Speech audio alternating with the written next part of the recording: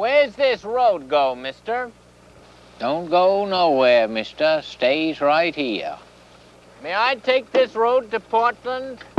Well, sure, but seems to me Portland's got enough roads already. Well, is this the road to Portland? Yes, 'tis, but it's about 30,000 miles away you're traveling. And there's some stretches of pretty wet wheeling. Is it fur to town? Well, it seems as though it's fur, but you'll find out it ain't. Well, we're going to Portland. Well, go right ahead. I ain't stopping you. Charles, you put down that newspaper and look at me. What do you want?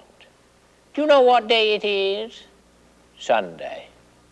This is our 46th wedding anniversary, Charles, and you should be ashamed of yourself for not thinking of it.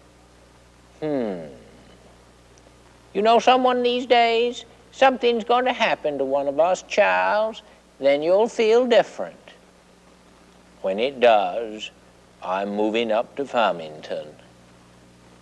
And another thing, Charles, I'm sick and tired of that double bed we're sleeping in. It's hot in the summer, cold in the winter, and it just ain't decent, that's all, Charles. Well, how do you propose we do our sleeping? In them twin beds of Aunt Clara's. Will she give 'em to us, you suppose? She said she would, Charles. Well, them twin beds is fine by me, Sarah, just as long as you do the walking. Albert Tyler was snoozing on his porch one morning when he was rudely awakened by a moose sniffing around amongst his parsnips. Quick as a wink, Albert had his gun off the wall and shot the moose in the hind leg, just to wound him, you know, so he wouldn't get away. The moose flopped over on his side, and Albert dragged him into the barn and bedded him down for the night with some hay and water, after cleaning the moose's wound, of course. In 2 days' time, Albert painted the barn a bright red with white lettering on the side so everybody could see it. See the moose, 10 cents, 15 cents special family rate. In a week's time, Albert's place looked more like a fair than a farm. A fella come through with his family and paid Albert his 15 cents to see the moose. Albert took one look at the man and one look at his family and said, "Here's your money, mister. I don't want it. It's worth a good deal more for my moose to see your family than it can be for your family to see my moose." I think he's a little mite touchy today on account of that mess we had with them hornets last night, don't you, Walter? Yeah, probably. Right. You got your right in there? Eben Roby went down to the Tremont Temple in Boston one Saturday night to hear Norman Thomas speak. Next Monday, he was preaching socialism to Enoch Turner over the back fence. You know, Enoch, under socialism, a per person shares everything. You mean to say, Eben, that if you had 2 hayricks, you'd give me one of them? Yup, Enoch, if I had 2 hayricks, I'd give you one of them. Do you mean to say, Eben, that if you owned 2 plows, you'd give me one of them? Yup. If I had 2 plows, I'd give you one of them. Or if you had 2 hogs, Eben, would you give me one of them? Damn you, Enoch. You know I've got 2 hogs. You know, I'm pretty well pleased with you, old boy. We're not breaking the rest of my damn neck up there and that. Frost, you say? Did I have any frost up to my place this morning, you ask? Well, now let me tell you. This morning I woke up at about 5 o'clock. Ain't never been a lay-a-bed in the Perkins family for as long as anyone can remember. I stepped into my pants and pulled on my boots, looked around for them teeth of mine, found 'em over by the washstand. applied some clutch to my gums, fitted them in place, and started down over them stairs.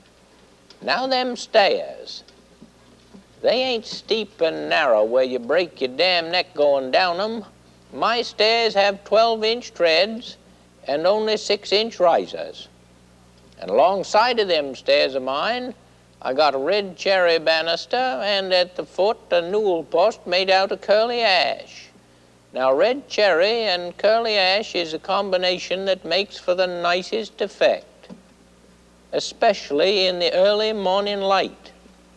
Now, once you get down them stairs of mine, you pass through my sitting room. And you know that sitting room has a black plush sofa. When you're tired, there's nothing like that sofa for stretching out. On Thursday, when the bugle comes out, I don't think nothing of lying there till 8:30 before I go to bed. Out back of that sitting room stands the kitchen with an old black clarion wood-burning stove right in the center. That clarion will handle 10 or 12 dishes all at once. At the back is the simmering area for soup stock and chicken bones, flat irons and bed warming stones. In the middle is the waiting area where the peas wait for the pork chops or the butter waits for the clams. In the front is the working area where I brew my tea and perk my coffee, sear my steak, and fry my bacon. I only burn oak and beech in that stove, and the flavor of that wood goes right through them stove lids and cooking pans and mellows the food. As for baking biscuits and bread, there ain't no finer oven in the world.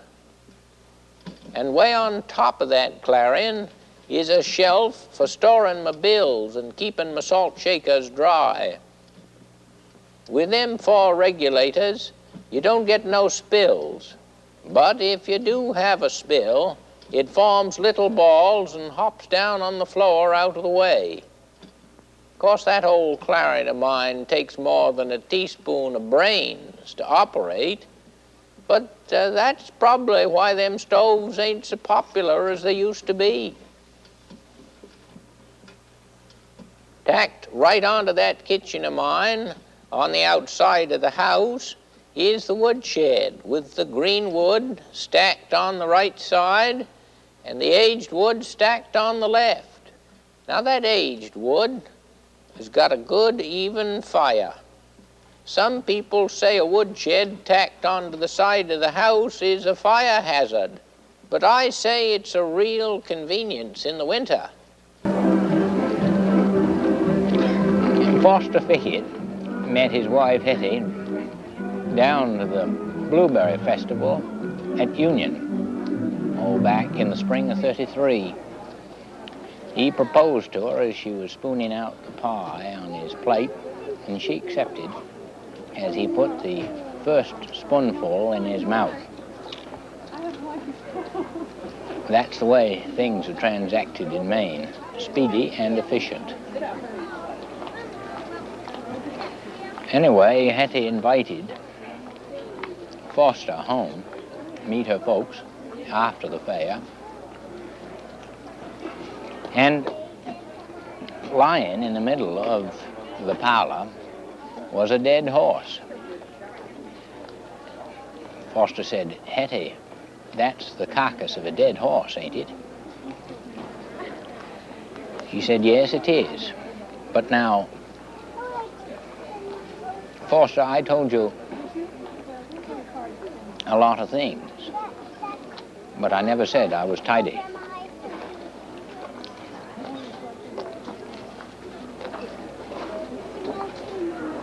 A year later, Foster brung Hetty home an anniversary present, and it was a double-bitted axe. He carved her initials right on the end of the handle. Foster used to say, you know, she was out chopping wood before breakfast, first thing. Something a little mite fancy will tickle a woman most to death.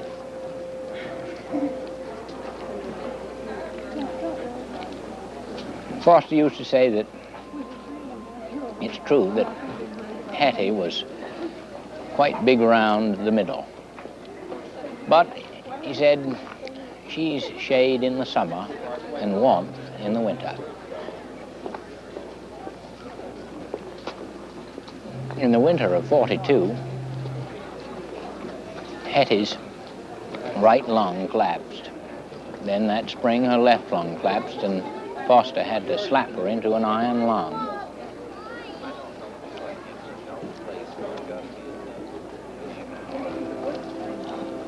But that was all right, because every Easter, Tuttle, the postman, used to take Hetty for a ride in the back of his mail truck to see the countryside. One Easter, Tut went round the corner too fast, and Hetty came right off the back of that truck onto the pavement, iron lung and all, of course, and Tut didn't even stop the truck. He just leaned out of the cab and said, "Steer to the curb, Hetty, steer to the curb, for heaven's sakes."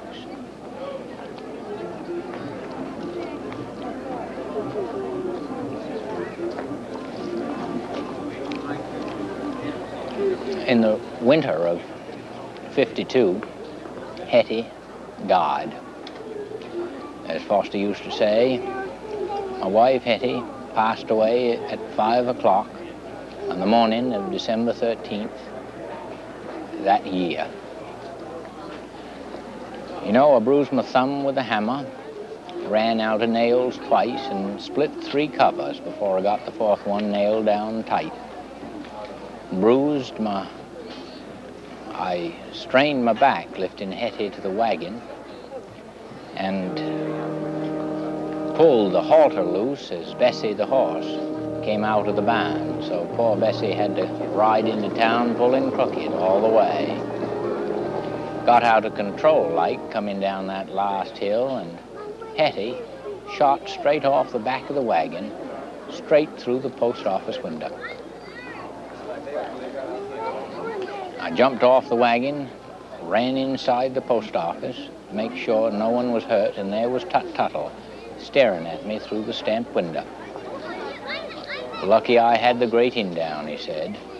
"It sure was," I replied. "Did you pass the preacher and the undertaker on your way out to town?" Tut asked. "No, I guess I missed him, Tut," I said. "You know, my day's been one long fizzle from beginning to end."